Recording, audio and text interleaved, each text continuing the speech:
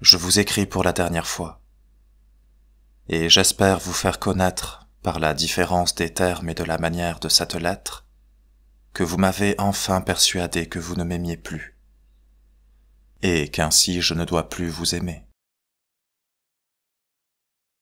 Je vous renverrai donc par la première voie tout ce qui me reste encore de vous. Ne craignez pas que je vous écrive. Je ne mettrai pas même votre nom au-dessus du paquet.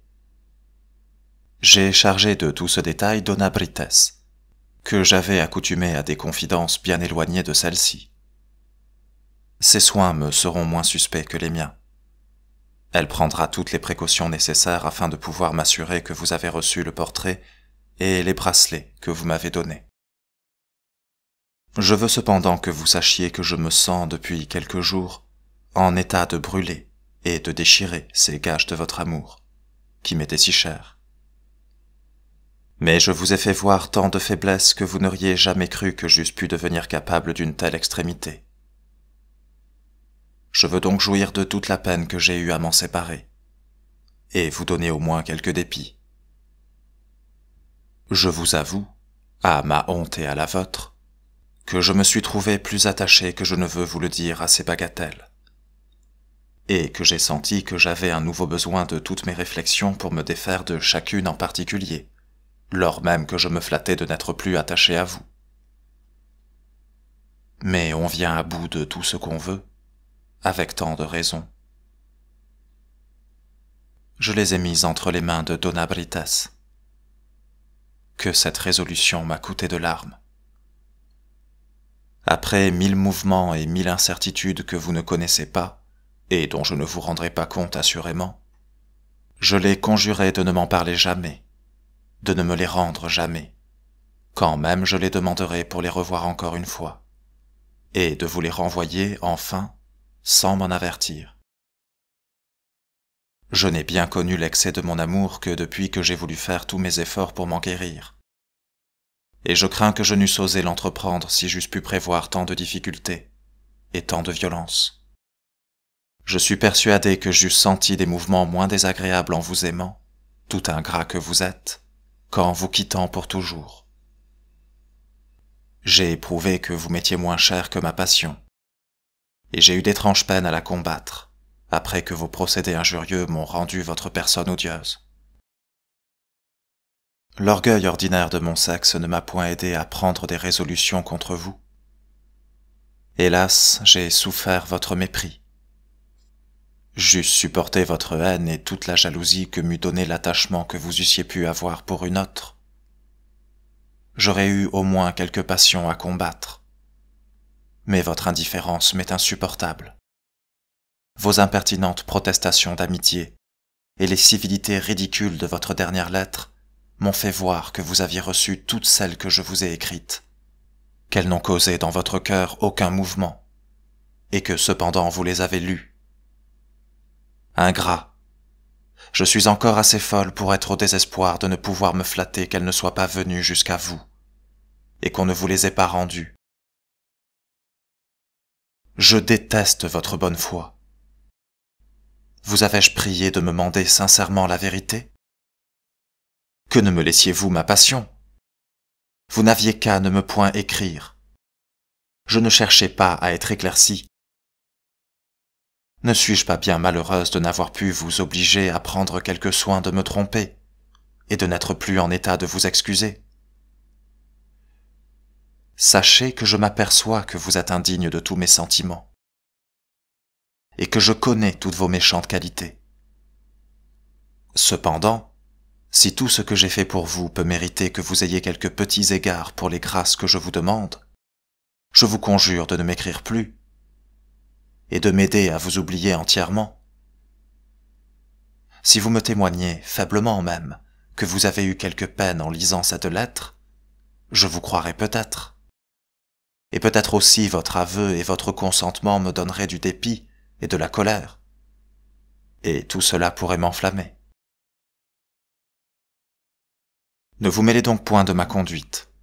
Vous renverseriez sans doute tous mes projets, de quelque manière que vous voulussiez y entrer. Je ne veux point savoir le succès de cette lettre. Ne troublez pas l'état que je me prépare. Il me semble que vous pouvez être content des maux que vous me causez, quelque dessein que vous eussiez fait de me rendre malheureuse. Ne m'ôtez point de mon incertitude. J'espère que j'en ferai, avec le temps, quelque chose de tranquille. Je vous promets de ne point vous haïr. Je me défie trop des sentiments violents pour oser l'entreprendre. Je suis persuadé que je trouverai peut-être en ce pays un amant plus fidèle et mieux fait. Mais, hélas, qui pourra me donner de l'amour? La passion d'un autre m'occupera-t-elle? La mienne a-t-elle pu quelque chose sur vous? N'éprouvais-je pas qu'un cœur attendri n'oublie jamais ce qu'il a fait apercevoir des transports qu'il ne connaissait pas, et dont il était capable? Que tous ses mouvements sont attachés à l'idole qu'il s'est faite? Que ses premières idées et que ses premières blessures ne peuvent être ni guéries, ni effacées? Que toutes les passions qui s'offrent à son secours, et qui font des efforts pour le remplir et pour le contenter, lui promettent vanement une sensibilité qu'il ne retrouve plus? Que tous les plaisirs qu'il cherche sans aucune envie de les rencontrer ne servent qu'à lui faire bien connaître que rien ne lui est si cher que le souvenir de ses douleurs? Pourquoi m'avez-vous fait connaître l'imperfection et le désagrément d'un attachement qui ne doit pas durer éternellement, et les malheurs qui suivent un amour violent lorsqu'il n'est pas réciproque? Et pourquoi une inclination aveugle et une cruelle destinée s'attachent-elles, d'ordinaire, à nous déterminer pour ceux qui seraient sensibles pour quelque autre? Quand même je pourrais espérer quelque amusement dans un nouvel engagement, et que je trouverai quelqu'un de bonne foi, j'ai tant de pitié de moi-même, que je ferai beaucoup de scrupules de mettre le dernier homme du monde en l'état où vous m'avez réduite.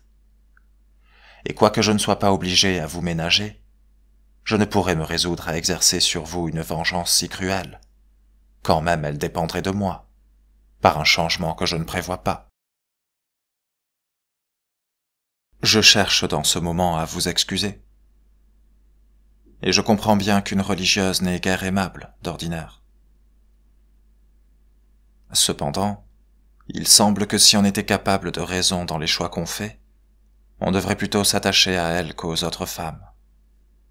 Rien ne les empêche de penser incessamment à leur passion. Elles ne sont point détournées par mille choses qui dissipent et qui occupent dans le monde. Il me semble qu'il n'est pas fort agréable de voir celle qu'on aime toujours distraite par mille bagatelles, et il faut avoir bien peu de délicatesse pour souffrir sans en être au désespoir qu'elle ne parle que d'assemblée, d'ajustement et de promenade. On est sans cesse exposé à de nouvelles jalousies. Elles sont obligées à des égards, à des complaisances, à des conversations. Qui peut s'assurer qu'elles n'ont aucun plaisir dans toutes ces occasions, et qu'elles souffrent toujours leur mari avec un extrême dégoût et sans aucun consentement? Ah, qu'elles doivent se défier d'un amant qui ne leur fait pas rendre un compte bien exact là-dessus, qui croit aisément et sans inquiétude ce qu'elles lui disent, et qui les voit avec beaucoup de confiance et de tranquillité, sujettes à tous ses devoirs. Mais je ne prétends pas vous prouver par de bonnes raisons que vous deviez m'aimer. Ce sont de très méchants moyens, et j'en ai employé de beaucoup meilleurs qui ne m'ont pas réussi. Je connais trop bien mon destin pour tâcher à le surmonter. Je serai malheureuse toute ma vie. Ne l'étais-je pas en vous voyant tous les jours? Je mourais de frayeur que vous ne me fussiez pas fidèle. Je voulais vous voir à tout moment, et cela n'était pas possible. J'étais troublé par le péril que vous couriez en entrant dans ce couvent. Je ne vivais pas lorsque vous étiez à l'armée. J'étais au désespoir de n'être pas plus belle et plus digne de vous. Je murmurais contre la médiocrité de ma condition. Je croyais souvent que l'attachement que vous paraissiez avoir pour moi vous pourrait faire quelque tort. Il me semblait que je ne vous aimais pas assez. J'appréhendais pour vous la colère de mes parents, et j'étais enfin dans un état aussi pitoyable qu'est celui où je suis présentement. Si vous m'eussiez donné quelques témoignages de votre passion depuis que vous n'êtes plus au Portugal, j'aurais fait tous mes efforts pour en sortir. je me fusse déguisé pour vous aller trouver. Hélas, qu'est-ce que je fusse devenu si vous ne vous fussiez plus soucié de moi après que j'eusse été en France? Quel désordre, quel égarement, quel comble de honte pour ma famille, qui m'est fort chère depuis que je ne vous aime plus. Vous voyez bien que je connais de sang-froid qu'il était possible que je fusse encore plus à plaindre que je ne suis. Et je vous parle, au moins, raisonnablement une fois en ma vie. Que ma modération vous plaira, et que vous serez content de moi, je ne veux point le savoir. Je vous ai déjà prié de ne m'écrire plus, et je vous en conjure encore. N'avez-vous jamais fait quelque réflexion sur la manière dont vous m'avez traité? Ne pensez-vous jamais que vous m'avez plus d'obligations qu'à personne du monde? Je vous ai aimé comme une insensée. Que de mépris j'ai eu pour toute chose. Votre procédé n'est point d'un honnête homme. Il faut que vous ayez eu pour moi de l'aversion naturelle, puisque vous ne m'avez pas aimé éperdument. Je me suis laissé enchanter par des qualités très médiocres. Qu'avez-vous fait qui dut me plaire? Quel sacrifice m'avez-vous fait? N'avez-vous pas cherché mille autres plaisirs? Avez-vous renoncé au jeu et à la chasse? N'êtes-vous pas parti le premier pour aller à l'armée? N'en êtes-vous pas revenu après tous les autres? Vous vous y êtes exposé follement, quoique je vous eusse prié de vous ménager pour l'amour de moi. Vous n'avez point cherché les moyens de vous établir en Portugal, où vous étiez estimé. Une lettre de votre frère vous en a fait partir, sans hésiter un moment. Et n'ai-je pas su que, durant le voyage, vous avez été de la plus belle humeur du monde? Il faut avouer que je suis obligé à vous haïr mortellement. Ah, je me suis attiré tous mes malheurs. Je vous ai d'abord accoutumé à une grande passion avec trop de bonne foi, et il faut de l'artifice pour se faire aimer. Il faut chercher avec quelque adresse les moyens d'enflammer, et l'amour tout seul ne donne point de l'amour. Vous vouliez que je vous aimasse, et comme vous aviez formé ce dessein, il n'y a rien que vous n'eussiez fait pour y parvenir. Vous vous fussiez même résolu à m'aimer s'il eût été nécessaire. Mais vous avez connu que vous pouviez réussir dans votre entreprise sans passion et que vous n'en aviez aucun besoin. Quelle perfidie! Croyez-vous avoir pu impunément me tromper?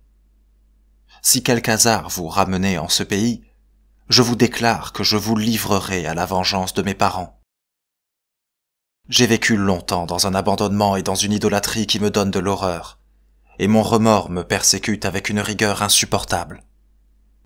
Je sens vivement la honte des crimes que vous m'avez fait commettre, et je n'ai plus, hélas, la passion qui m'empêchait d'en connaître l'énormité. Quand est-ce que mon cœur ne sera plus déchiré? Quand est-ce que je serai délivré de cet embarras cruel? Cependant, je crois que je ne vous souhaite point de mal, et que je me résoudrai à consentir que vous fussiez heureux. Mais comment pourrez-vous l'être si vous avez le cœur bien fait? Je veux vous écrire une autre lettre, pour vous faire voir que je serai peut-être plus tranquille dans quelque temps, que j'aurai de plaisir de pouvoir vous reprocher vos procédés injustes après que je n'en serai plus si vivement touché, et lorsque je vous ferai connaître que je vous méprise, que je parle avec beaucoup d'indifférence de votre trahison, que j'ai oublié tous mes plaisirs et toutes mes douleurs, et que je ne me souviens de vous que lorsque je veux m'en souvenir. Je demeure d'accord que vous avez de grands avantages sur moi, et que vous m'avez donné une passion qui m'a fait perdre la raison. Mais vous devez en tirer un peu de vanité. J'étais jeune, j'étais crédule. On m'avait enfermé dans ce couvent depuis mon enfance. Je n'avais vu que des gens désagréables. Je n'avais jamais entendu les louanges que vous me donniez incessamment. Il me semblait que je vous devais les charmes et la beauté que vous me trouviez, et dont vous me faisiez apercevoir. J'entendais dire du bien de vous. Tout le monde me parlait en votre faveur. Vous faisiez tout ce qu'il fallait pour me donner de l'amour. Mais je suis enfin revenu de cet enchantement. Vous m'avez donné de grands secours, et j'avoue que j'en avais un extrême besoin. En vous renvoyant vos lettres, je garderai soigneusement les 2 dernières que vous m'avez écrites, et je les relirai encore plus souvent que je n'ai lu les premières, afin de ne retomber plus dans mes faiblesses. Ah, qu'elles me coûtent cher, et que j'aurais été heureuse si vous eussiez voulu souffrir que je vous eusse toujours aimé. Je connais bien que je suis encore un peu trop occupé de mes reproches et de votre infidélité. Mais souvenez-vous que je me suis promis un état plus paisible, et que j'y parviendrai, ou que je prendrai contre moi quelques résolutions extrêmes que vous apprendrez sans beaucoup de déplaisir. Mais je ne veux plus rien de vous. Je suis une folle de redire les mêmes choses si souvent. Il faut vous quitter et ne penser plus à vous. Je crois même que je ne vous écrirai plus. Suis-je obligé de vous rendre un compte exact de tous mes divers mouvements?